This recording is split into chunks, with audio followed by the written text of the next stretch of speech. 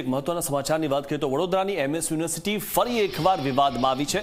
Science ફેકલ્ટીની કેન્ટીનમાં વિદ્યાર્થીની સાથે છેડતી થઈ। કેમ્પસ બહારના 3 યુવકોએ વિદ્યાર્થીનીની છેડતી કરી। એબીવીપીના કાર્યકરોએ છેડતી કરનાર એક યુવકને પકડી પાડ્યો છે।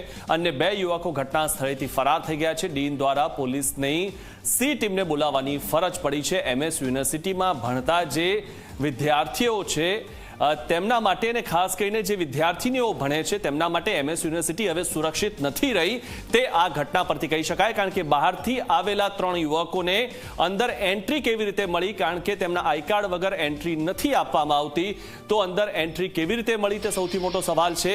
એમએસ યુનિવર્સિટીમાં ભણતી જે વિદ્યાર્થીનીઓ છે તેમના બાબતે હવે તેમના માતા પિતાએ ચિંતા કરવાની જરૂર છે।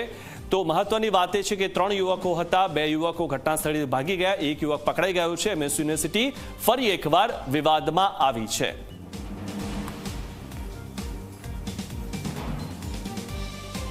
સાયન્સ ફેકલ્ટીમાં જે ગેરવર્તણૂકની એક વિષય બન્યો હતો એના સંદર્ભે સ્થાનિક વિદ્યાર્થીઓ દ્વારા એક વિદ્યાર્થીને તરત તાત્કાલિક ત્યાં આગળ કંઈક પકડી પણ લેવામાં આવ્યો હતો અને સી ટીમ દ્વારા પણ એમાં આગળ કાર્યવાહી પણ કરવામાં આવી હતી।